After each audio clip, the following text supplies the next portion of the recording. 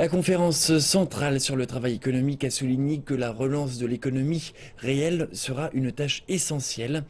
Les analystes estiment que l'une des façons d'y parvenir sera d'affecter les fonds issus du surinvestissement dans l'immobilier, dans l'innovation.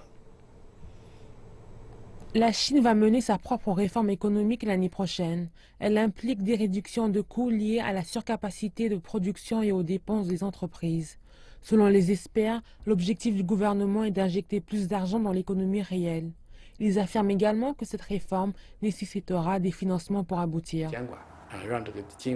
Notre principal enjeu consiste à renforcer la régulation et à réinjecter des capitaux dans l'économie réelle. Ensuite, nous devons protéger les droits de propriété intellectuelle des entreprises. Et enfin, il faut inciter nos talents à innover et améliorer la qualité de nos produits.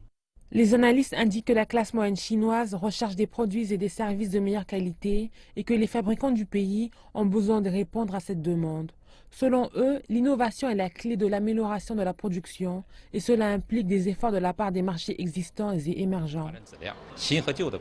Nous devons réduire la surcapacité et en même temps améliorer la qualité de notre production. Nous avons besoin de développer des industries stratégiques et émergentes tout en améliorant nos entreprises traditionnelles grâce à l'innovation.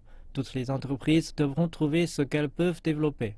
Les analystes qui ont pris connaissance de cette déclaration issue de la conférence centrale sur le travail économique considèrent que le gouvernement doit créer un environnement favorable à l'innovation. Il prévoit des efforts coordonnés en matière de législation pour permettre à toutes les entreprises de jouer sur un pied d'égalité, quelle que soit leur taille ou leurs actionnaires.